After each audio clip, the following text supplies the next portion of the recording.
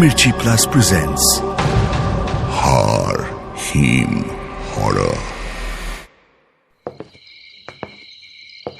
অনেকক্ষণ ধরেই পায়চারি করছে টুকুন। খুব তাড়ায় আছে ও, কিন্তু কিছুতেই ক্যাব বুক করতে পারছে না। 3টে ক্যাব ক্যান্সেল করলো পরপর। এবার একটা 15 মিনিট দেখাচ্ছে।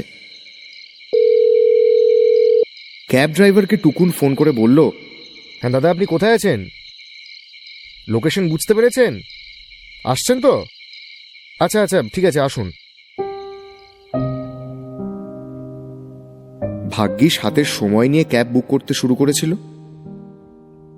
এরকম অদ্ভুত কুয়াশা বহু বছর দেখেনি টুকুন। ভোর 5টায় উঠেছে আজও।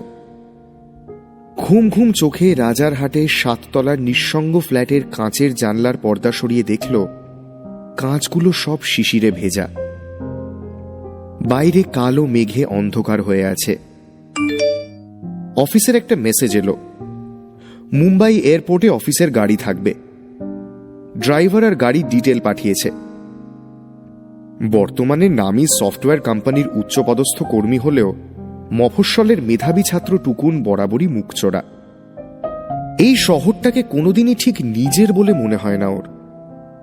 বন্ধু বান্ধব নেই, এমনিতে কোনো রকম নেশা নেই, তবে নিজের নাম পরিচয় গোপন করে খোলা প্রোফাইল থেকে সোশ্যাল মিডিয়ায় চ্যাট করাটা ক্রমশ নেশাতেই পরিণত হয়েছে ওর। মোবাইল চেক করতে করতে নিচে নামল টুকুন।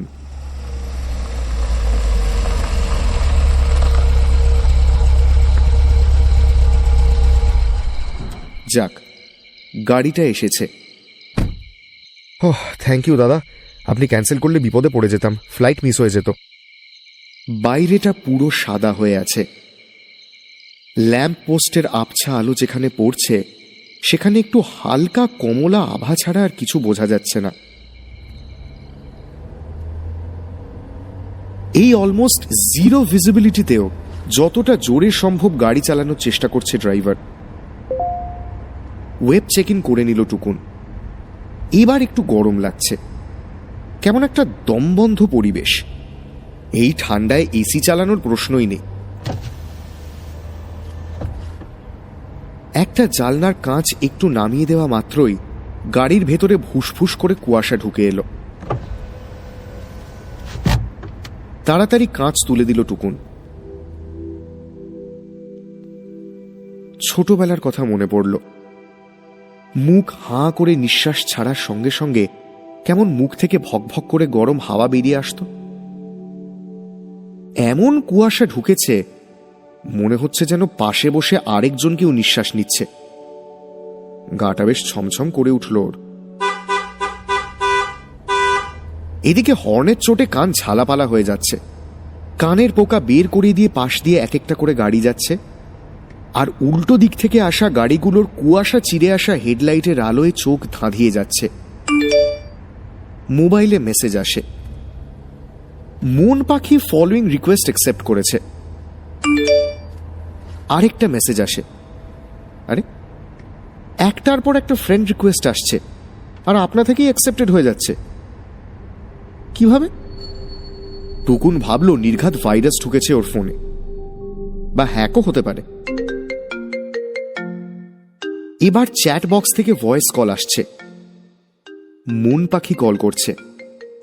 ডিপি একটা পাখির ছবি। Hi, talk to me. টুকুন ড্রাইভারের কান বাঁচিয়ে গলা নামিয়ে জিজ্ঞেস করে, হাই, হু আর ইউ? কেন মন পাখি? কাম অন, এটা তো। বিদ্রুপ মেশানো হাসি হেসে মন পাখি বলল, ফেক আইডেন্টিটি, রাইট? আর তুমি অনলি লাভার বয়, তুমিও তো ফেক। আমরা সবাই ফেক, তাই না? তির্যক মন্তব্যের সঙ্গে গলার আওয়াজটা এত চেনা, কিন্তু কিছুতেই মনে পড়ছে না। ওপার থেকে এবার সেই মহিলা জিজ্ঞেস করল, আমার কোনো বন্ধু নেই, এত একা লাগে, তোমার গার্লফ্রেন্ড আছে? টুকুন মনে মনে ভাবল, এই মন পাখি নির্ঘাত কোনো নিঃসঙ্গ স্কুল বা কলেজ পড়ুয়া। ওই নিঃসঙ্গতাকে খুব ভালো করে চেনে। ওপারের কণ্ঠস্বর এবার একটু অধৈর্য। কি হলো? টক টু মি, আমার সঙ্গে কথা বলো টুকুন। এ কি, ওর নাম জানলো কিভাবে? নিশ্চয়ই পরিচিত কেউ মজা করছে। মহিলা কণ্ঠ আবার বলল, তুমি আমাকে সত্যি চিনতে পারছো না? কত কথা বলতাম আমরা, তুমি দেখা করবে কথা দিয়েছিলে। টুকুন ভাবল, দেখা করার কথা দিয়েছিল? এরকম তো সে কতজনকেই বলে থাকে তার অনলি লাভার বয় প্রোফাইল থেকে। সেসব আবার কেউ সিরিয়াসলি নেয় নাকি? টুকুন বলল, তোমার সঙ্গে তো আজই প্রথম কথা হচ্ছে। মন পাখি বলল, আমাকে ভোরের কলকাতা দেখাবে বলেছিলে, গঙ্গার ধারে ভাঁড়ে করে দুধ চা, ভোরের প্রথম ট্রেন ধরে শিয়ালদা আসতে বলেছিলে। এবার টুকুন উত্তেজিত হয়ে বলল, ও টুপুর, হ্যালো হ্যালো হ্যালো। না, কলটা কেটে গেল। টুকুনের এবার মনে পড়েছে, হালকা ঠাট্টাই আর কি করতে করতে মেয়েটা কখন যে বেশ সিরিয়াস হয়ে গেছিল বুঝতেই পারেনি টুকুন। দিন দুয়েক এড়িয়ে চলছিল। যেদিন সারা রাত টেক্সট আর ভয়েস কল করার চেষ্টা করেছিল চ্যাট বক্সে, সেদিন ব্লক করে দিয়েছিল। মেয়েটা বাড়ি ছেড়ে বেরিয়ে আসবে বলছিল। বাচ্চা মেয়ে সবে কলেজে ঢুকেছে, বাড়িতে মা বাবার ঝামেলা, কলেজে মানিয়ে নিতে পারছে না। সেই সময় টুকুনকেই আঁকড়ে ধরেছিল। এই ঘটনা মাস 6 আগেকার। একটু খারাপ যে লাগেনি তা নয়, কিন্তু কিছু করারও ছিল না। টুকুন ভাবল, এদিকে মোবাইলে নো ইন্টারনেট দেখাচ্ছে, ব্লক করা যাবে না এখন। যাকে একদিকে ভালোই, এমনি ফোন নাম্বার তো নেই, ইন্টারনেট না থাকলেও কল করতেও পারবে না। তবে নামটা জেনে গেছে, এটা একটু চিন্তার বিষয়। জানলো কি করে? তাও আবার ডাক নাম। হঠাৎ গাড়িটা কিছুতে ধাক্কা খেয়ে সজোরে ব্রেক কষে দাঁড়ালো। মোবাইলটা ছিটকে গেল সামনের সিটের তলায়। ড্রাইভার গাড়ি থেকে নেমে দেখতে গেল। এদিকে গাড়ির ভেতর সাফোকেশনটা বাড়ছে। নিচু হয়ে মোবাইল তোলার চেষ্টা করল টুকুন। ফিস ফিস করে গাড়ির ভেতরেই একটা কণ্ঠস্বর ভেসে আসলো, আমাকে ঠকালে কেন? টুকুনের গলা কাঠ হয়ে যায়। ও বুঝতে পারে না কোথা থেকে আওয়াজটা আসলো। কণ্ঠস্বর থামল না, বরং আরো এগিয়ে এসে বলল, সেদিন বাড়িতে এত অশান্তি, সারা রাত তোমাকে যোগাযোগ করার চেষ্টা করলাম। টুকুন কোনো মতে বলল, তুমি তুমি কোথায়? কোথায় তুমি? এই তো এখানে। এবারের আওয়াজটা এলো টুকুনের পাশ থেকেই। ও তাকিয়ে দেখল, আবছা একটা ছায়ামূর্তি বসে আছে। গাড়ির ভেতরটা কনকনে ঠান্ডা হয়ে এলো। ছায়ামূর্তি বলল, সেদিন ভোর রাতে স্টেশনে এসে দেখলাম আমাকে ব্লক করে দিয়েছ। গাড়ির বাইরে থেকে ড্রাইভার জানলার কাঁচে ধাক্কা দিতে থাকলো।